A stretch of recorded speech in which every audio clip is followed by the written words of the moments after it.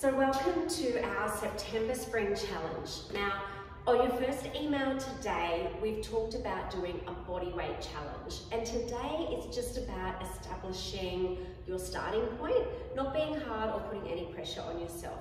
So there's 3 exercises I recommend you try to do every day if you can, or at least the days that you're not attending Pilates class. So they're really simple, we all know how to do them already, but I just want to have a quick chat to you about technique to make sure we're getting them right. So the first one I'm going to get you to do is just a single leg squat. So basically we're going to put our hands on our hip and we really want to keep our pelvis square.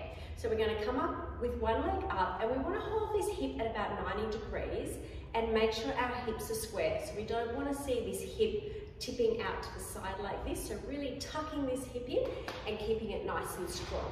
Then we're just going to do a tiny little squat. It doesn't have to be too far down, keeping the heel down and then coming up nice and slow. Now as we squat down, we want to make sure our kneecap is going down towards our second toe. So the other thing we're looking for here to make sure isn't happening is that our knee's going in as we squat and we're getting this twist happening. So just to confirm, our hips are nice and square, our hips are tucked in, and as we're bending down, we're tracking the middle of the kneecap down over the second toe, and you're just going down as far as you can before you get the wobbles, and then coming back up, making sure that you're not getting that twist or rotation through the leg. And then you're just going to have a little test and see how many you can do before you lose your form. So it's not about how many you can do full stop, it's how many you can do with good form and control. And then test on the other leg. And you might find that the other leg's quite different. One leg might be very wobbly compared to the other side. And what I would do is get a pen and paper, put a date and just write down 1st of September, single leg squat right, single leg squat left. How many could you manage with good form? Might be 5, might be 10, it doesn't matter, the number doesn't matter. But what we're going to do at the end of the month is come back and check those numbers, and hopefully you've made some amazing progress and you're getting better form with those. So, single leg squat. The next one we're going to have a look at is a plank hold. So with this one, we're wanting to make sure, again, it's all about good form. We're trying to keep those shoulders down and back. We're keeping the neck nice and long, and we're trying to keep the body in a really nice straight line. So we don't want to see the bottom going up into the air. We don't want to see the back arching. We want to be nice and strong. If it's too much for you to do it on your hands, you can certainly do it on your elbows. But let's have a look at what it should look like.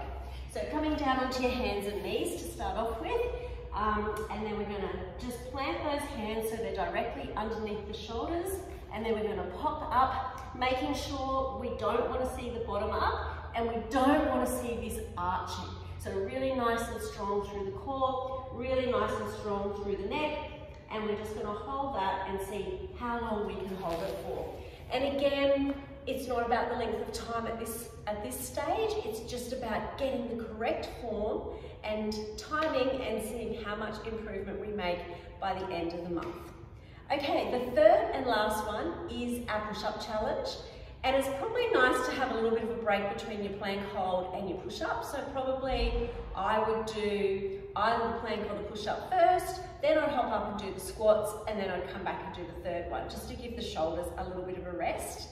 And the same principles apply with our push-up. So we're starting in that plank position, and then we're lowering ourselves down as far as we can. Now, the position of your hands will make a difference. So we want to make sure that they're roundabouts underneath our shoulders, and then that is a consistent place for when we retest at the end of the month.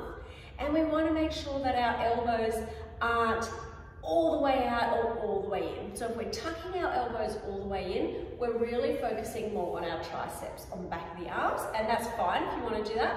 And again, if you're going out, you're using different muscles. So be aware of the difference that might make. So we're going to come up again into our plank hold. We've got our hands underneath our shoulders, and we're just lowering ourselves down and then pushing ourselves back up. Lowering yourself down as far as you can without hunching up the shoulders. You'll feel if I go any further, I'm going to lose my form through here, or I'm going to hunch up my shoulders. So that's where you would stop. And again, do as many as you can with good form, write it down on your little piece of paper, and then we've got something to retest at the end of the month.